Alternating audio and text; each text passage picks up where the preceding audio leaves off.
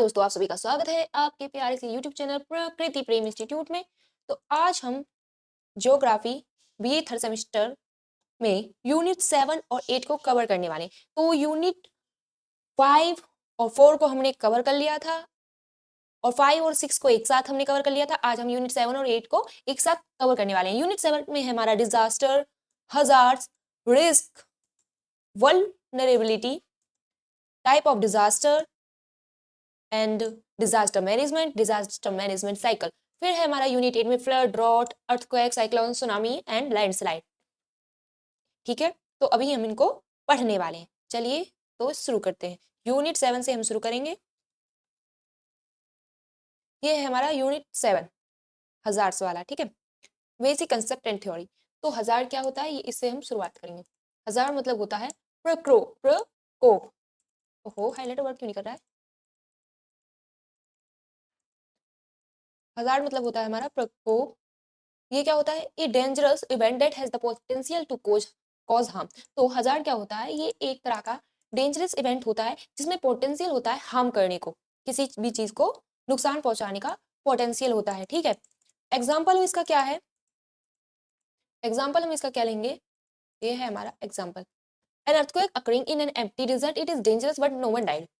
Example इसमें क्या लेंगे, हजार्ड क्या होता है, एक डेंजरस इवेंट होता है जिसमें पोटेंशियल होता है कि वो हमें नुकसान पहुंचा सके। इसका एग्जाम्पल, इसका उदाहरण क्या है कि अर्थक्वेक आया, एक खाली डेजर्ट में अर्थक्वेक आया, पर ये डेंजरस था लेकिन किसी को क्या नहीं हुआ, किसी की डेथ नहीं हुई। तो ये क्या है हमारा हजार्ड। ठीक है, फिर आता है हमारा डिजास्टर। डिजास्टर मतलब होता है आपदा। When a hazard actually strikes a human population and causes a great loss of life and property। ठीक है, तो हजार से भी जब ज्यादा भयंकर वाला एक और चीज आए उसको डिजास्टर कहते हैं। मीन्स हजार से ज्यादा रिस्क जिसमें हो उसको हम डिजास्टर कहेंगे। इसमें क्या होता है, जब एक हजार आए, एक प्रकोप आए जो स्ट्राइक करे ह्यूमन पॉपुलेशन को और उसकी वजह से ग्रेट लॉस हो, किसको, लाइफ और प्रॉपर्टी को, हमारी को बहुत ही नुकसान झेलना पड़े, मतलब प्रॉपर्टी टूट जाए, लाइफ में डेथ हो, लोगों को चोटें पहुंचे, ये सब इसमें आएगा डिजास्टर में। Exceeding the community's ability to cope. इसमें क्या होता है, मतलब फिर जो हमारी कम्युनिटी है वो उसके साथ कोप अप नहीं कर पाती है। इसका एग्जांपल देखें, अर्थक्वेक अकरिंग इन क्राउडेड सिटी लाइक काठमांडू। मतलब अर्थक्वेक आए एक ऐसी सिटी में जो कि क्राउडेड हो, मतलब भीड़ भाड़ वाली हो, और वहां अर्थक्वेक आएगा तो बहुत सारे लोगों की जाने जाएंगी, चोट पहुंचेंगी, और वहां पर जो पब्लिक प्लेसेस, प्रॉपर्टी वगैरह होंगी वो भी हमारी टूट जाएंगी। ठीक है, की phrase, A hazard becomes a disaster when it meets vulnerability.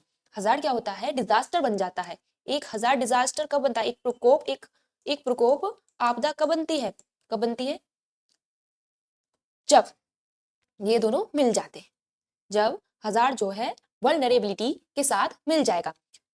The characteristics of a community that make it weak against a hazard. Community के ऐसे कैरेक्टरिस्टिक्स जो इसको क्या करेंगे, वीक बना देंगे हजार के अगेंस्ट। जैसे कि माना एग्जांपल क्या होगा वल्नरेबिलिटी का, मतलब वीक एरियाज, हमारे वीक एरियाज, मतलब जैसे हाउस है made of mud is more vulnerable to heavy rain than a house made of concrete. अब मान लो हैवी रेन हो, तो अब अगर कोई मड का हाउस होगा, मिट्टी का घर है, तो वो जल्दी ढह जाएगा, बह जाएगा उसके कंक्रीट हाउस के अगेंस्ट। देखा जाए तो कंक्रीट हाउस है, उसमें बारिश से जल्दी कोई प्रभाव नहीं पड़ेगा। अगर बहुत तेज बारिश हो रही है तो और वहीं पे मिट्टी वाला घर है तो वो बह जाएगा। अब रिस्क जोखिम क्या होता है, एक तो ये हाईलाइट नहीं कर रहा तो अच्छी नहीं लग रही है हमारी पीपीटी, ये देखिए गंदी बात कर रहा है। ठीक है, रिस्क क्या होता है, रिस्क मतलब होता है जोखिम, खतरों के खिलाड़ी।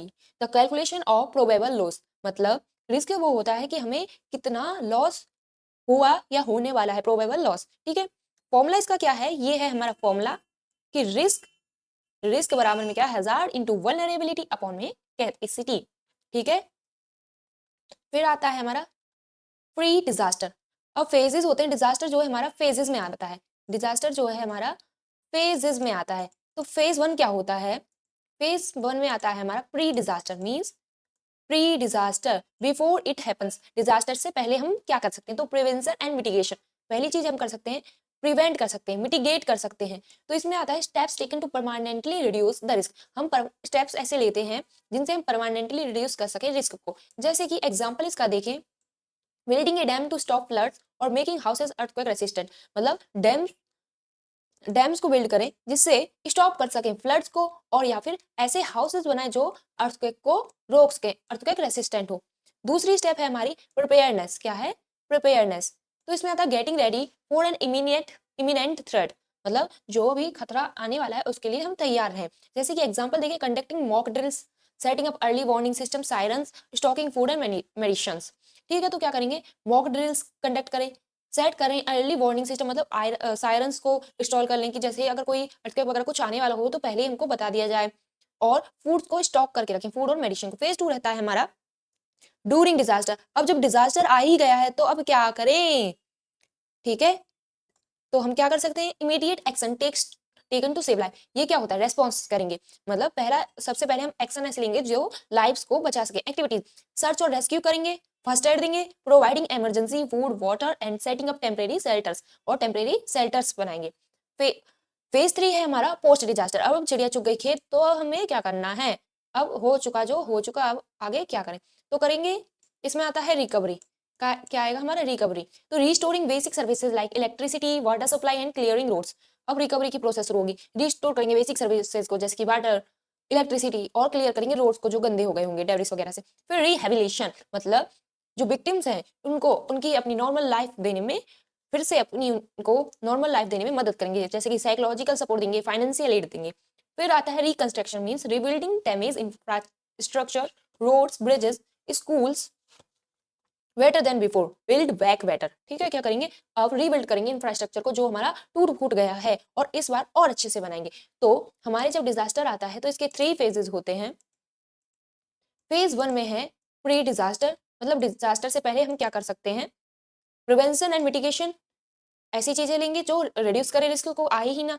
दूसरा है प्रिपेयरनेस, मीन्स हम रेडी रहेंगे इमिनेंट थ्रेट के लिए, और ये 2 इसमें है। फिर आता है हमारा फेज 2 मतलब जब चिड़िया खेत चुगने आ जाए तब क्या करना है? ड्यूरिंग डिजास्टर में क्या करना है?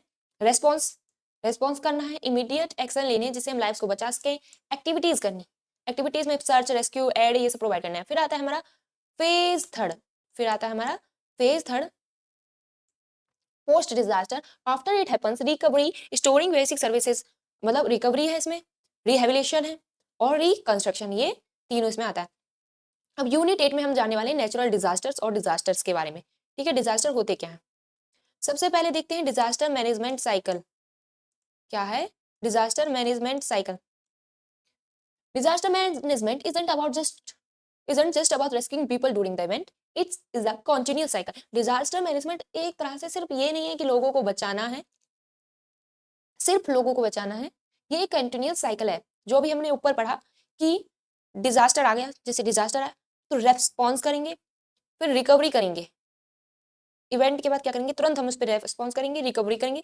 अब इवेंट हो चुका, डिजास्टर आ चुका, अब हम क्या करेंगे? मिटिगेशन करेंगे, प्रिपेयरनेस करेंगे, और फिर डिजास्टर है, फिर यही ऐसे चलता रहता है। यही हमारी डिजास्टर मैनेजमेंट साइकिल है। इसको याद रखिएगा और एग्जाम में जरूर बना के आइएगा। अगर डिजास्टर पे कोई भी सवाल आ जाए, कोई भी प्रश्न आए, ये तुरंत बना दीजिएगा स्ट्रक्चर, आपको 5 मार्क्स पक्के। अब specific disaster causes and impact. अब ऐसे स्पेसिफिक डिजास्टर को देखेंगे और उनके कॉजेज क्या हैं और इम्पैक्ट क्या है, ये भी हम समझेंगे। पहला है हमारा फ्लड। फ्लड में क्या है? Causes heavy rainfall.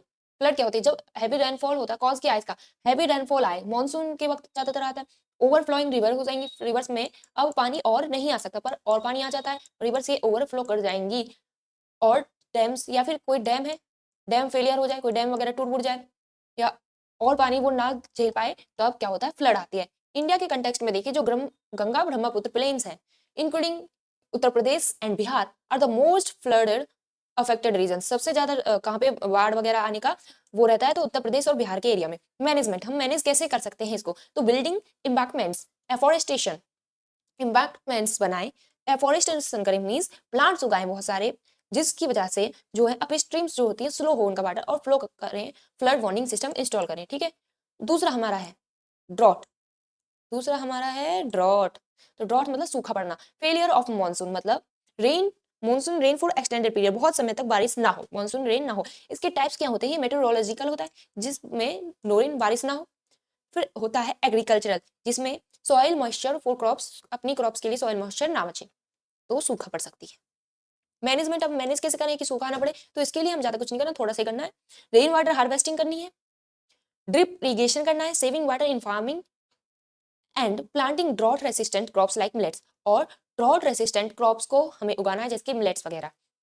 फिर आता है साइक्लोन्स में चक्रवात। साइक्लोन्स क्या होते हैं, तो low pressure centres forming over warm oceans, bay of Bengal जैसे एग्जांपल है। तो लो प्रेशर सेंटर होते हैं, जहाँ पे लो प्रेशर सेंटर रहेगा तो वहां पे क्या होगा, एक वार्म ओशियन हो, वार्म ओशियन के ऊपर एक लो प्रेशर सेंटर फॉर्म हो जाए, ठीक है, तो वहां पे हमारा साइक्लोन आने की संभावना होती है। तो ये हो गया हमारा साइक्लोन मीन्स चक्रवात।